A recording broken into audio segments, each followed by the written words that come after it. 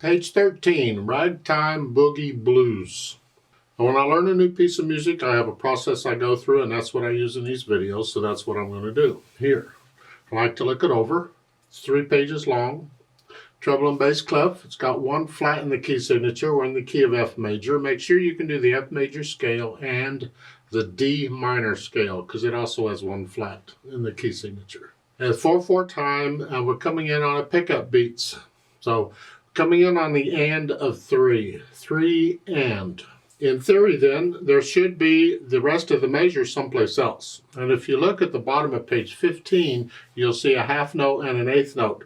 Well, that's the first 2.5 beats of the measure. And then the last beat and a half is at the beginning. They just split the measure. You know how pickup measures work. Okay. I want to take it one hand at a time to make sure I got the fingering and the rhythm and all that. I have a few suggestions on fingering. And start here in the right hand, here.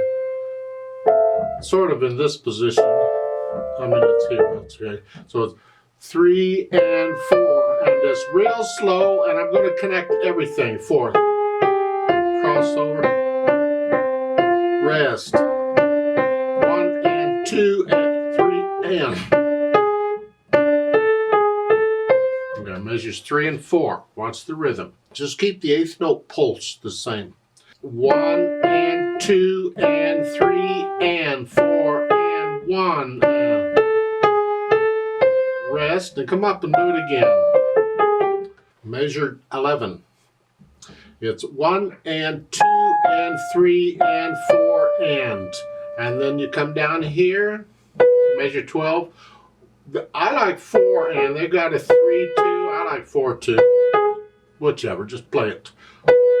And so again, measure 11, 1 and 2 and 3 and 4 and 1 and 2 and 3 and 4 and. Then you get these rhythms a lot. And measure 21, you can see the right hand is playing most of the notes and the left hand, LH, it's playing 1 note to help you out. You could do it all in the right hand, but it's kind of fun doing it this way. And the fingering, they got 5 3. Covering all of this in 1 hand position, and they come down to cover the rest of it in another hand position. I like that. I really do. I don't like moving my hand around anymore than I have to. So it's 1 and 2 and 3 and 4 and. Remember, it's a B natural because we had a B natural earlier in the measure. And then 1 and I do a 4 on the B there. 1. And the last there, on measure 22, the last 3 notes, I do a 4 3 2 because I'm saving first finger for measure 23 here. They've got you coming over. That's fine. There's nothing wrong with it. I just don't like crossing the thumb when I don't have to. I don't have to here. I can just do here. Now measure 40. Let's jump way over there. At the end of the measure, you get bass clef. You got to come down here. Come up, and then again, and again. Treble clef, of course. Okay, left hand. It's not too bad here, the whole notes. However, I suggest here, rather than, for the A, rather than 3rd finger, use 4th finger. See, they have you in measure 4 doing a finger substitution, having you play it here and then put 2nd finger on it. And that, again, that's okay. I do a lot of finger substitutions when I play. It's just we don't need to here. If for the A, you just use 4th finger, then you have enough fingers for everything else. Now you cross over. 1. Measure 9, you get treble clef. You're up here. Just the bottom notes changing. And measure 12. I do a 2 3 because I'm already in this position from the measure before here, and then for measure 12, 1 and 2 and 3 and 4. Treble clef again, you come up. Okay. Now for measure 16, you're tied here, and then you B natural, and then here, A, E, G, and then they want you to come down here for the next measure, thumb. Yeah. I'm just going to use 5th finger on the first one. I'm there. And then come down for the thumb. fourth finger here, and then 5, measure 23, that gets using 5 on these. I could do a 3, 4, 5. I don't have to use 5th finger on all those bottom notes. And then you got left hand playing a single note here on measures 25, 26, 27, and 28. Just a single note. Just whichever. And you can use one hand position for all of them, or you can have fun and just move around with each note. It's part of show. If somebody you want to be showy, you use one finger for all of them. Here. If you're just playing basic technique, you use one hand position for all of them. Try to. So I could get them all in this position. I don't have to move around. On measure 29, we're back to what we were doing. And again, on measure 30, I use 4th finger for that A. This way I don't have to do a finger substitution in measure 32. I'm there already.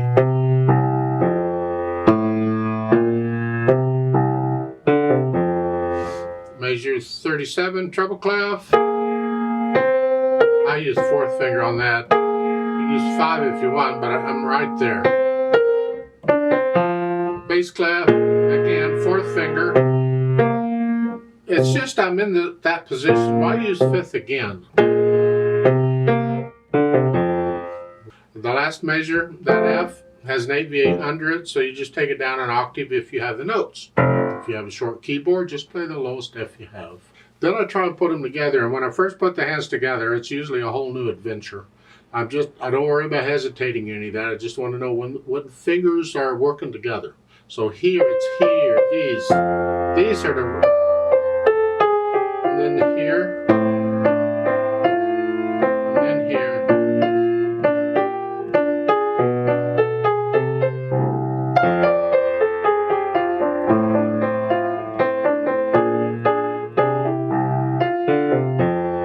Measure 8.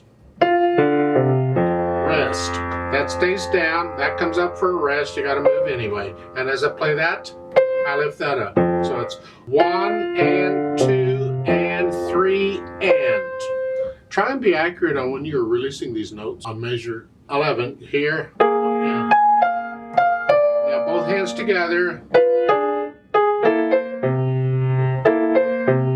then up here. You're here. Let's go over to measure 21. You're here. Now I'm lifting this up when I play the F. Here. Right now I'm connecting it all pretty much. I'm trying to.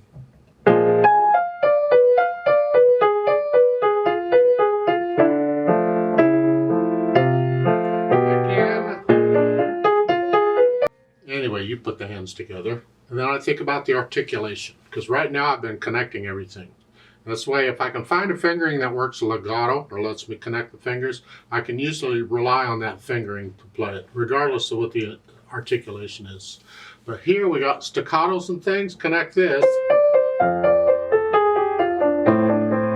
Right there.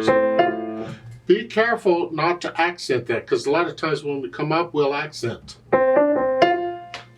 Don't. It's just a staccato.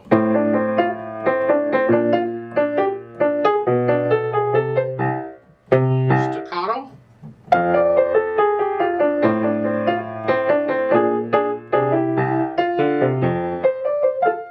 Measure 9, staccato.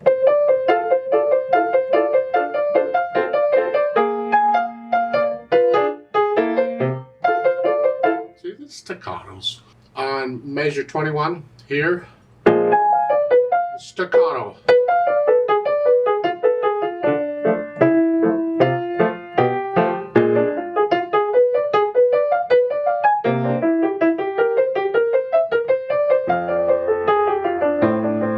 So before you put in the staccatos and stuff, then I do the dynamics. Well, that applies to the melody, and most of it's in the right hand. Mezzo forte or moderately loud. Sort of loud. These notes in the left hand need to be soft.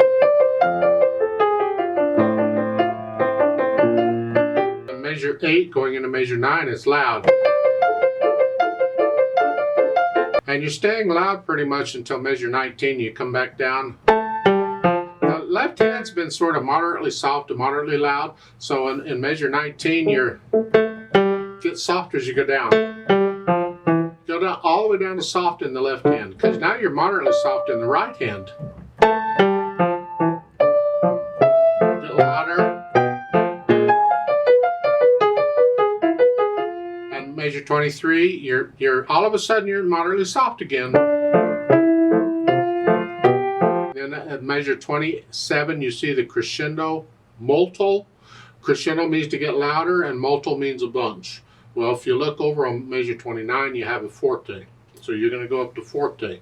So you're going to go from moderately soft to measure 27. And then don't start crescendoing until measure 28. And then you start getting each one of these a little louder, loud. There. So it's like each of these groups was just a little louder. You have to feel it. You have to experiment with it. Just don't get loud until measure 29. Then you get a soft again at the pickup to measure 37. You're soft. A little louder. Soft. Crescendo molto there, measure 41. We're going to go up to loud again, sort of. And this sforzando. Sforzando is a major accent. It's a boom, and just stay loud then. It's the right hand I really want to hear, but you can bring that out, but then it's the right hand. And then that last note, you see the little arrow above it? That's a marcato. That is a strong accent. It's not as strong as a sforzando, but it's stronger than an accent. So it just claps the wrist a little when you do. Don't tense up and hit it. That's just banging on it. We don't want to bang. It's got to be a musical bang. So you have to relax here and cushion it. You just want it loud. Actually, it's very loud. With the marcato, it makes it a very loud note. As far as speed goes, well, allegro, keep in mind it's not always the speed of the beat we're talking about. It's the flow and the feel of the piece. And these eighth notes will do it. They'll actually slow it down a little bit.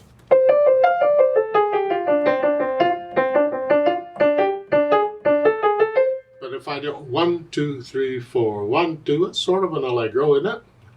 However, it's got to be accurate, and these eighth notes got to be even and controlled. So don't go faster than that. Everybody, you got your own allegro, whatever that is. If that's your allegro, that's good enough. Yeah. Now they've added pedal in a few places. I like it without pedal, but let's examine it. They start at measure 21 on these.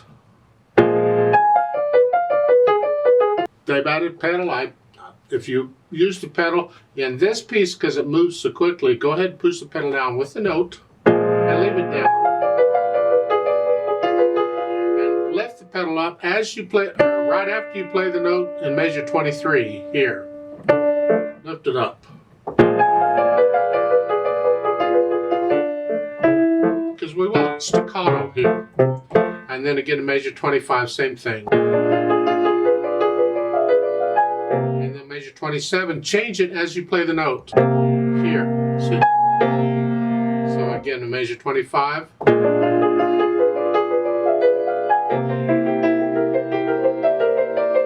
then measure 29, as you play the notes, lift it up, or shortly after.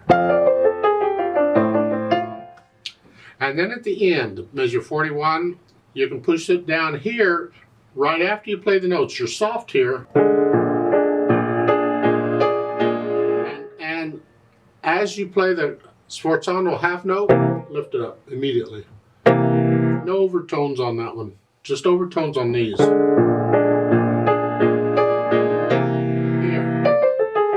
And then at the end, push it down and lift it as you play the staccato. So it's a staccato. Now that's what they're suggesting on the pedal. You see, it gets into interpretation. All the dynamics and all the articulation and all the pedaling and all this stuff, the tempo and all this stuff they're telling you, That's part of interpretation. The composer is giving you a guide on how to interpret the piece to a point. There's more you can do. For instance, remember the natural accents. Always 1, 2, 3, 4. 1, 2, 3. We want to feel these. So in the first full measure, 1, 2, 3. We want to feel that. And when it gets to be syncopated, like in measure 3, you can accent the syncopation. And here I'm accenting the staccato because it's the one that's changing. That's interpretation. Don't have to. It's just how do you feel it? And I'll do that. On measure 8 or 7, excuse me, here, that last note is a syncopated note. It comes too soon. We expect that, but you play it quicker, and because we play it quicker, it's syncopated, and because it's syncopated, you can accent it if you feel that. It's a felt thing. That you don't have to, but you could. And on these others, like measure 11, you can accent one of those notes. It's interpreting the music. The pedaling is the same thing. You learn the piece without pedal first, I hope, and then when you add the pedal, you can hear the difference. And if you don't like the effect the pedal is having, don't do it. Leave it out. Now, some composer would say, don't you dare change that. I want that pedaled. I meant for that to be pedaled. Well, that's fine, but if I prefer it without, believe me, I'm going to leave it out. And I like the sound of those measures, of measure 21 and all, with the staccato. I like that ba-da-dee-da, that feel. And the pedal covers it up. So for this lesson, I'll pedal it the way it's shown, but if I were playing this, I might play around with that pedal some. Maybe I can lift the pedal up with each staccato note. So on measure 21, it's here. I lift it up as I play the staccato and put it down. So I can play around with the pedal on that and see what effect that has.